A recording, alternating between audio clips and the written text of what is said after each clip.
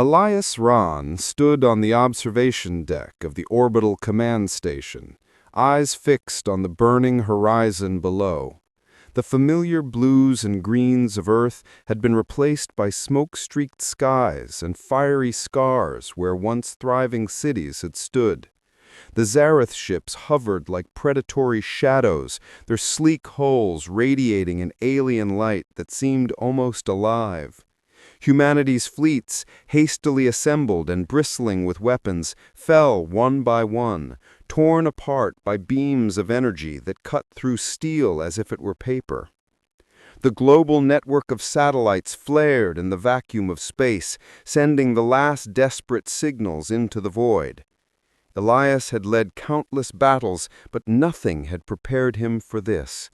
The Zareth did not negotiate, they did not ask, they simply consumed.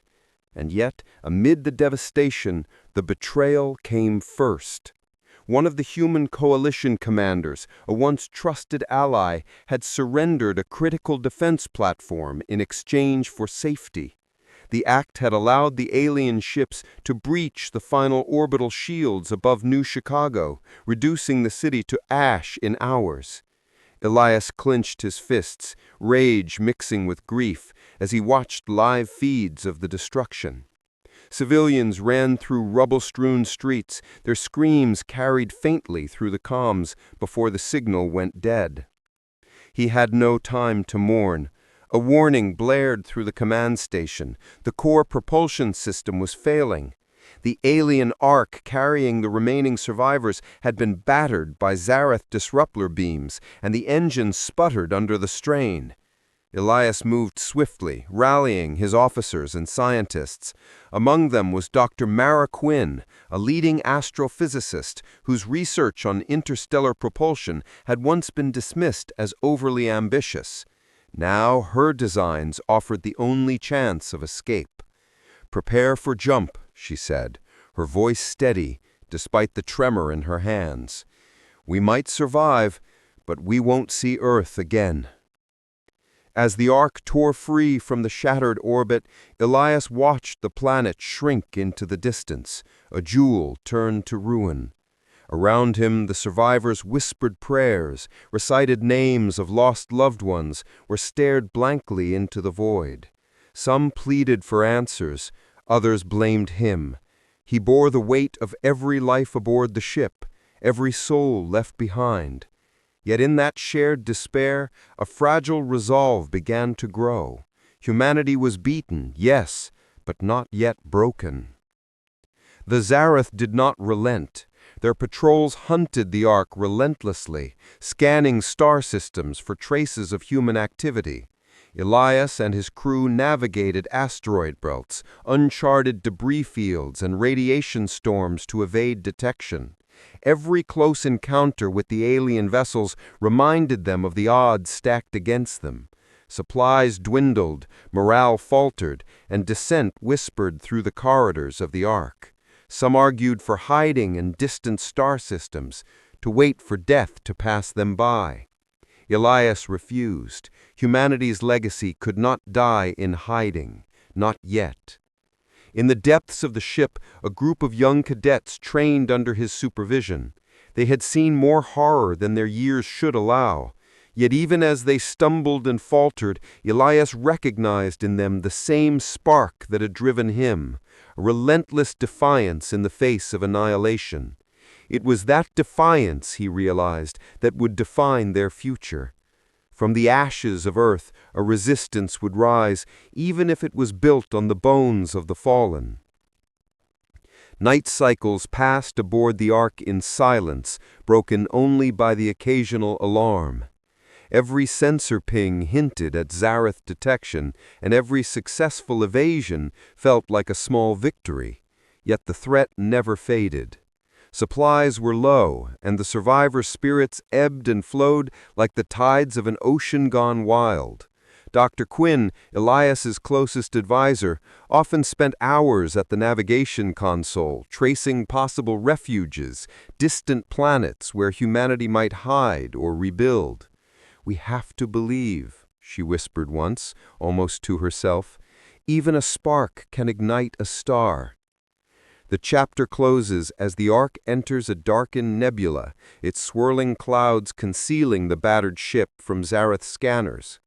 Elias stands at the viewport, staring into the shadows, contemplating the enormity of the mission ahead. Humanity is shattered, Earth is gone, and betrayal has left its scars. Yet within him burns an unyielding thought. They said humanity was finished, but they underestimated the resolve of a species that refuses to die. The Ark drifts silently, carrying the last flickers of human life toward the unknown, and with it, the seeds of a rebellion that will one day roar across the stars. A sudden alert flashes on the command console. Sensors detect a Zareth scouting probe moving fast, closing in on their hidden path. Elias grips the edge of the viewport, knowing that even here, in the shadow of the nebula, survival will demand more than courage, it will demand defiance against impossible odds. And somewhere in that defiance lies the first step toward reclaiming the galaxy. The nebula's swirling clouds concealed the Ark, yet the sense of being hunted never left the crew.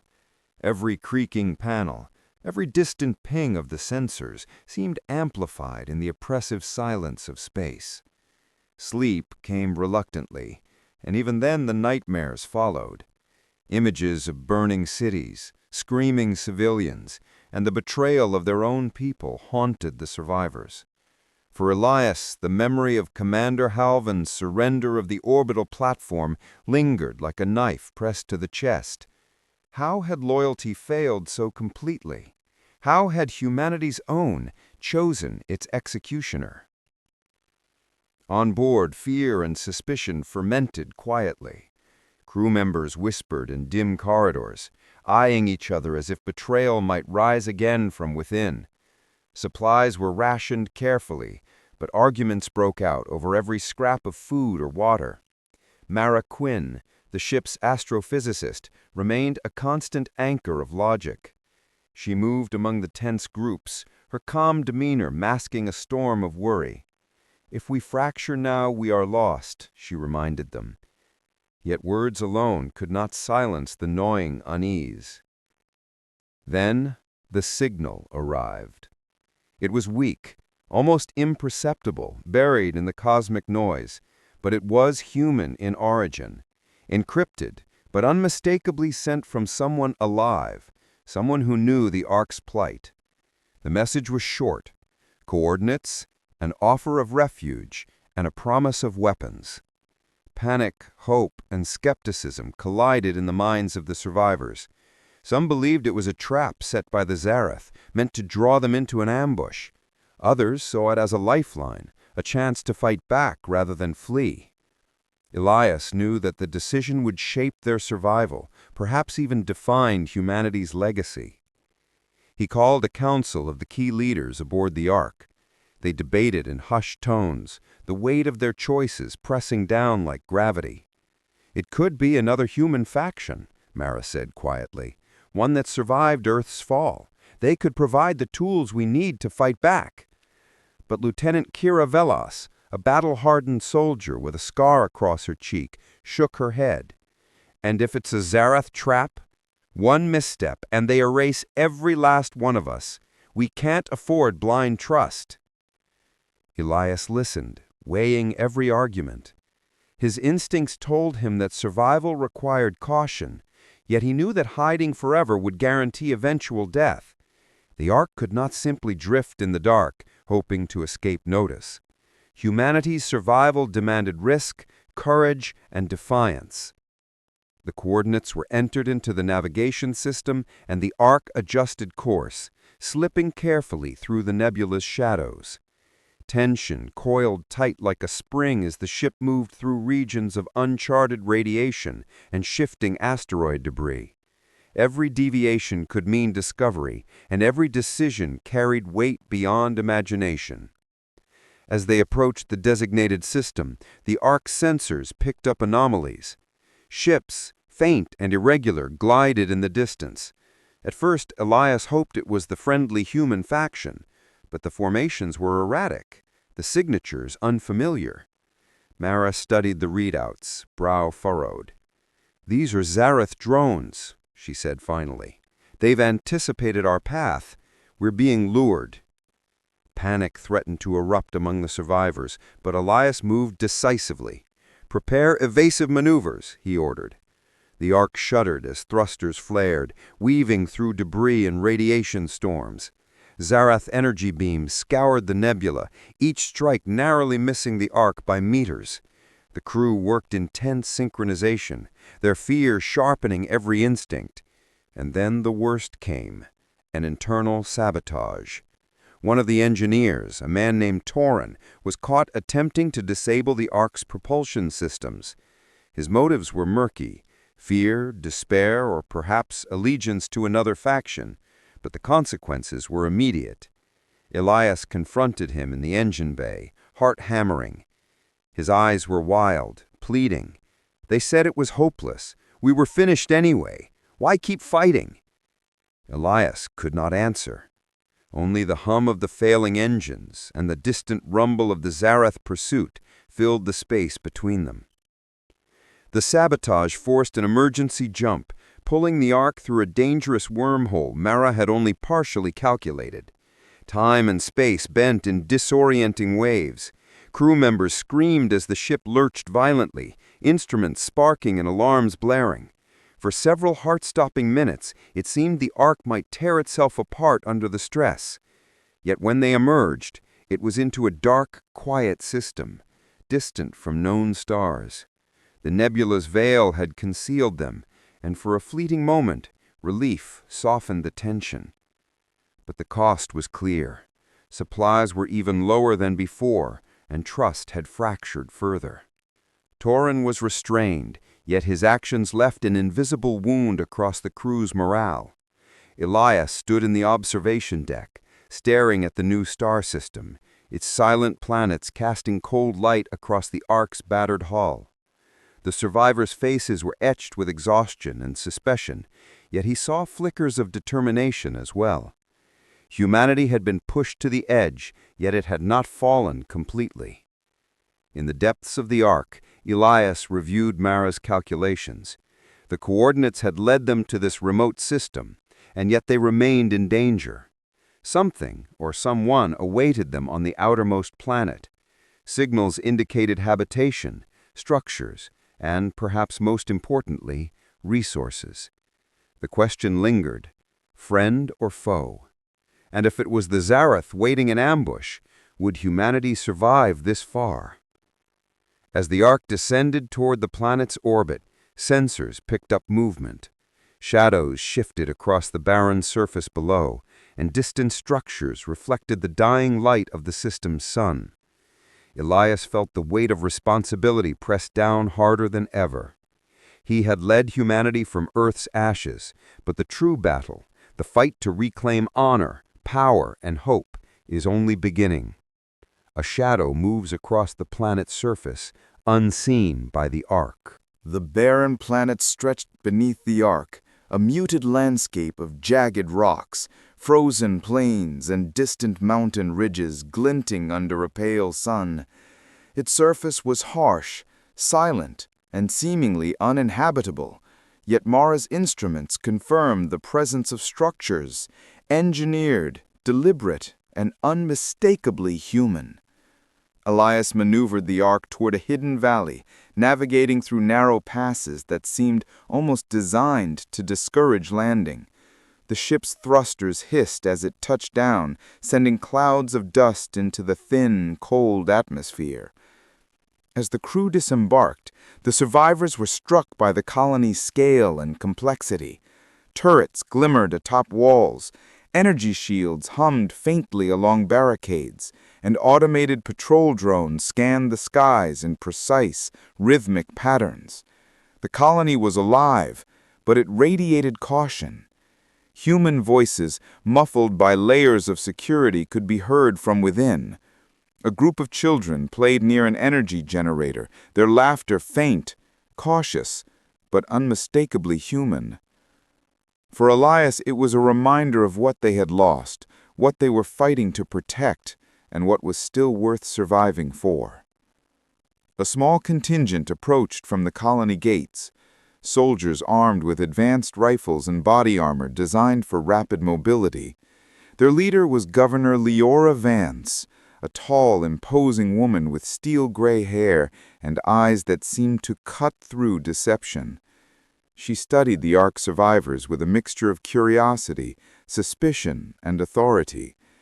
"Who are you?" she demanded, her voice carrying across the valley. "Why have you come?" Elias stepped forward, holding his hands open to show he bore no immediate threat. "We are survivors from Earth. Our planet fell to the Zarath. We seek refuge and aid. We do not come to conquer or disrupt your colony. We only seek to survive and fight back." His words hung in the cold air, and for a moment, silence prevailed. Governor Vance's gaze swept the group, noting their weapons, their battered uniforms, and the exhaustion etched into their faces. "You speak of survival," she said finally, her tone skeptical, "yet you carry no proof of combat experience beyond fleeing. How do I know you are not Zarath sympathizers, or worse, spies?" Mara stepped forward, her voice calm but firm. "Our only allegiance is humanity. We have no desire to betray the living. If you offer shelter, we will contribute every resource, every skill we possess." The governor's eyes narrowed, evaluating them like a predator assessing prey. Finally, she signaled the guards. "You may enter, but under strict supervision. Any deceit will be punished immediately. Humanity's survival is not a negotiation. It is a sacred trust. Do you understand?" Elias nodded. "We do." Inside the colony, the Ark survivors were given quarters that were modest yet functional. Supplies were rationed carefully, but the technology available, advanced medical units, energy-based weapons, and fortified shelters hinted at decades of preparation. Mara and Elias were led to a planning chamber, where holographic maps of the galaxy were projected, tracking known Zarath activity and human refugee paths. The colony had not only survived, but thrived, hidden in the shadows while the rest of humanity fell. Yet beneath the surface, tension simmered. Among the colony residents, whispers circulated about the Ark survivors. Some saw them as a lifeline, a chance to combine forces against the Zarath. Others viewed them as a threat, an unpredictable variable that could undo decades of careful preparation.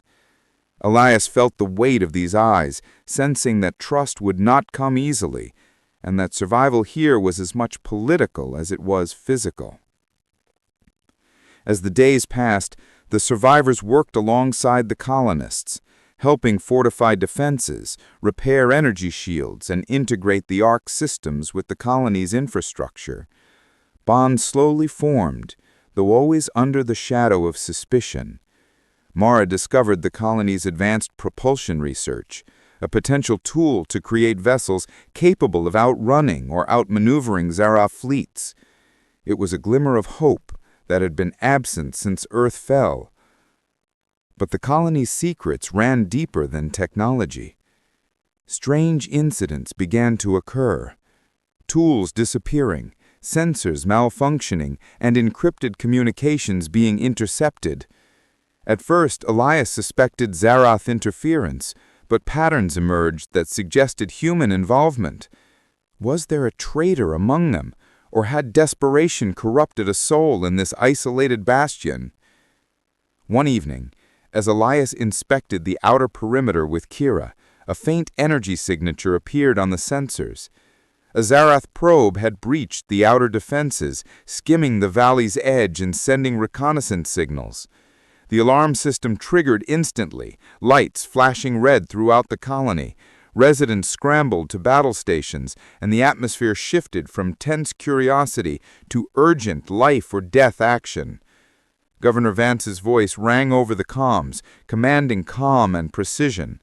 Elias coordinated the Ark survivors with the colony's defenders, forming a defensive perimeter against the tiny yet lethal threat.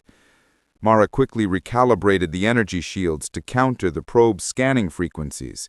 Every second felt like a lifetime, each move carrying the possibility of failure, discovery, or death.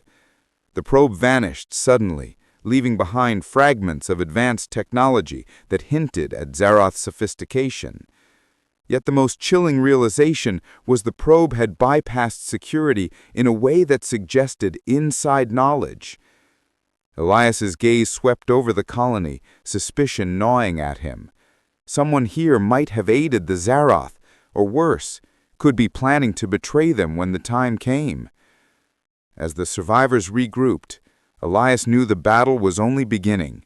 The colony represented hope, power, and a chance to reclaim humanity's agency in the galaxy. But it was also a fragile construct, vulnerable to betrayal from within. Every smile, every handshake, every cooperative gesture had to be measured against potential treachery. Humanity's survival had never demanded more vigilance. The valley was still cloaked in twilight when the Zaroth's presence became undeniable. Sensors picked up multiple vessels moving through the upper atmosphere, sleek silhouettes cutting across the dim light. Their scanning beams probed the colony's outer walls, searching for weaknesses. Elias felt the familiar surge of adrenaline, his pulse syncing with the distant hum of energy shields. Years of training, countless battles, and the memory of Earth's fall had forged him into a commander capable of staying calm amid chaos. But even he could not dismiss the fear that clutched his stomach. Governor Vance moved with precision, her forces organizing swiftly. Barricades extended, drones hovered in defensive patterns, and sharpshooters took positions along elevated walls. The colony's residents, many of whom had never seen combat, were pressed into emergency training, guided by the Ark survivors and Vance's experienced officers. Elias watched the human machinery of resistance come alive. Flawed, trembling, yet resolute.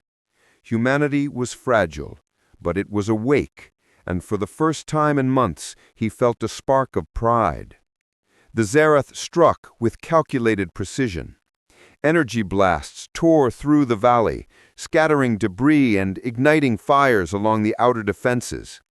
The Ark survivors joined the fight, positioning mobile turrets and reinforcing weakened shield segments. Mara worked furiously to amplify the energy field, her fingers dancing over control panels, recalibrating power flow to counter the alien disruption. Every adjustment bought a few more precious seconds for the humans inside the walls. Then, the sabotage became apparent. A hidden breach in the colony's secondary shield had allowed a Zaroth drone to slip inside. The intruder moved silently, feeding data back to a distant fleet. Elias confronted the traitor, Joran, a young engineer who had expressed fear of the Zaroth for weeks. Joran's hand shook as he explained his actions, his voice a mixture of panic and justification. I only wanted to save myself. I didn't know what else to do." Elias's eyes hardened. Survival without courage was meaningless, and in war, betrayal carried a cost heavier than death. Amid the chaos, humans fought with desperation and ingenuity. Kira led a team of young soldiers through narrow passages to flank the alien drone, using gravity traps and electromagnetic pulses Mara had devised on the fly. Civilians, armed with salvaged weapons, pressed forward with makeshift shields, blocking energy beams with improvised armor. It was raw, imperfect, and dangerous, but it was human. And in their courage, Elias saw a truth the Zaroth had never understood. Humans were unpredictable, relentless, and capable of defiance even in the face of annihilation. Joran's sabotage caused temporary setbacks.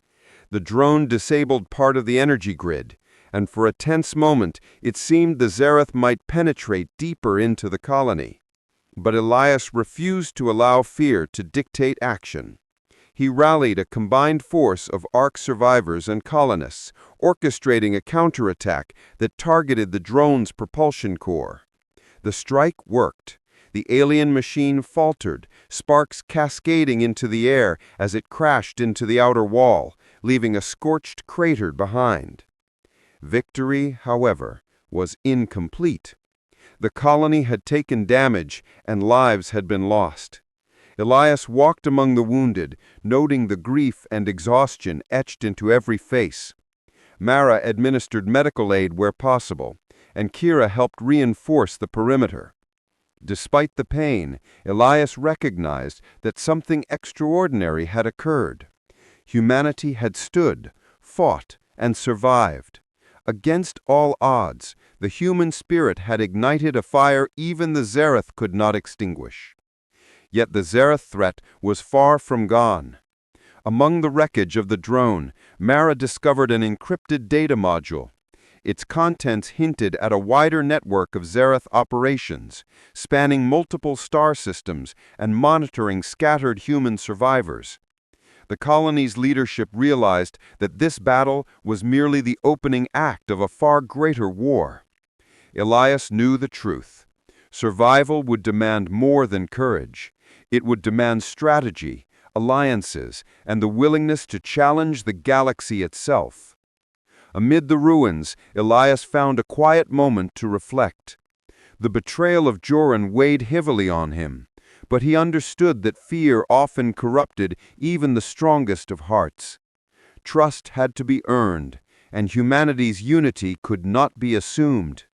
The Ark survivors, the colonists, and even reluctant allies would need guidance, discipline, and inspiration.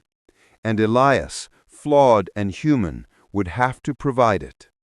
As night fell over the valley, the survivors regrouped.